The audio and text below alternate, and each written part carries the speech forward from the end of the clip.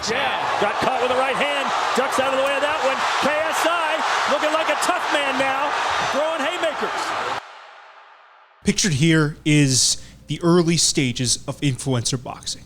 Simpler times when it looked like that subsection of combat sports was blooming. Cut to now. And this is Misfits X DAZN Series 13. Yes. He was watching nature videos with possums. That's the greatest fight prep I think I've ever heard. Hey, what's going on, guys? It is your boy here, of course, the combat consultant, the soundboard god, Jacob Koopman, and it might be time for influencer boxing to roll over and die. I've made plenty of videos talking about how I thought that there'd be a bright future for the sport, so in the interest of not making myself seem like a hypocrite, of course, I have to preface this by saying my views have changed. I watched some highlights of the last Misfits series, and man, talk about a lack of names. The biggest name in terms of name value was Vitaly in the last card. He looked absolutely horrible. The biggest name with what I believe to be the most amount of sellability, or the name that you can create the most amount of plot lines around, would have been Taylor Holder on that card. He got a lackluster knockout. So not only was it not a compelling night of fights, the quality of the fights themselves, the knockouts, didn't really speak to a lot of people. So that begs the question, was YouTube boxing a temporary solution to a long-term problem? A band-aid on a gunshot wound? Let's talk about it. So with the influencer boxing scene seemingly losing steam, that's a very hard sentence to say, by the way, I wanted to take a critical look at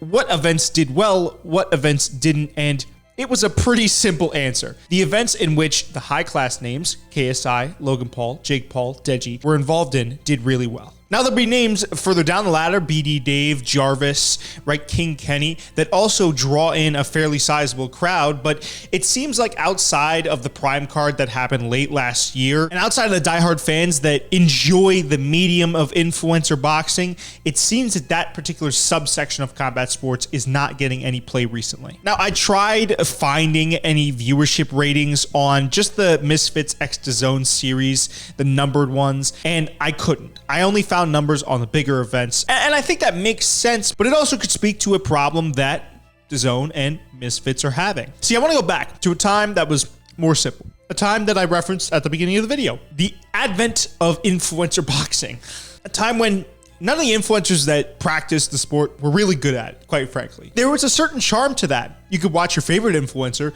whether they got into a beef or they just wanted money, step into the ring, look absolutely god-awful, and either knock someone out or get knocked out or get embarrassed in the process. And that was fine. That was great. Everyone had signed up for that and everyone was happy. There's a certain novelty, right, to watching these people put everything all out on the line. And I think that novelty was amplified by the fact that these guys really couldn't box. And now, I've said this in past videos, and I still do believe this to be the case. I think there's something great about these influencers that have stuck with the sport for so long and are getting better actively. Like, if you see a fight now, you could tell the guys that have been putting in work in the gym. And dare I say, the amount of influencers that have been doing this has increased, and therefore the quality of the fights have increased. And I think that's great in its own regard. I fear that now, as guys get better in the influencer scene, and as we don't have that same kind of endearing quality of, let's just say, what Creator Clash had, where these influencers would go in and swing haymakers at each other, guys that are really skilled and don't have that big of a following or a personality fighting on the undercards don't actively serve to differentiate influencer boxing from regular boxing. See, I think what boxing was missing was personalities. There's plenty of boxers with personalities, but there's so many boxers, so many belts in total, right?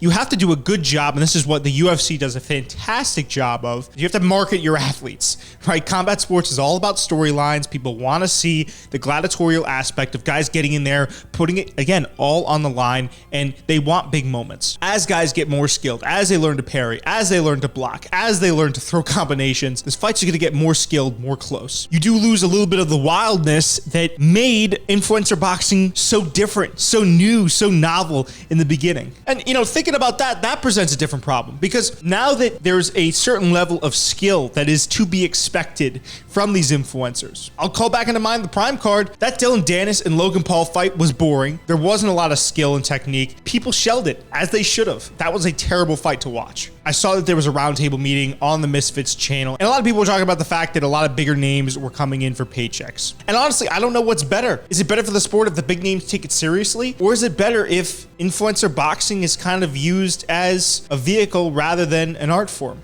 And then talking about the big names, it's tough because outside of those big names, you have the guys, the B tiers like the King Kennys, the FaZe Jarvises, the My Mate Nates that you can latch onto if you're more of a dedicated fan. But how do you capture a wide audience if you don't have those big names? Influencer Boxing, I don't think, has the names to sustain that. Or at least they have the names, perhaps, but My Mate Nate's going over here to one promotion. King Kenny's going over here to another promotion, right? Jarvis is all the way over there at another promotion. There's not enough continuity. There's not a solid enough base to facilitate athlete promotion to where you can get someone organically on KSI's level. That means bringing in big influencers from different areas. That means paying more money that I'm sure you get back because of free streaming. I mean, it's a system that's tough, and that's a system I've talked about on this channel before. You know, I saw some of the recent arenas that Misfits has been putting on shows in, and it is almost reminiscent of a BKFC when I've seen them kind of go to some of these more, for instance, I was in Manassas at the Salisbury Center. That seems like the type of venue that would house a Misfits event. Very small, very intimate,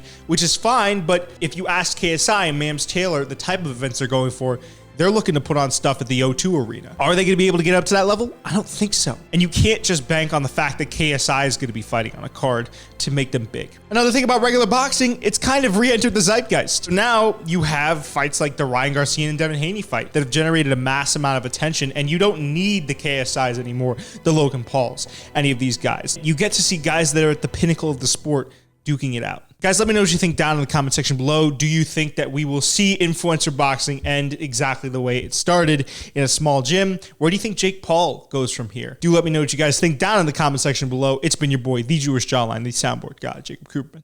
I'll see you in the next one. Peace.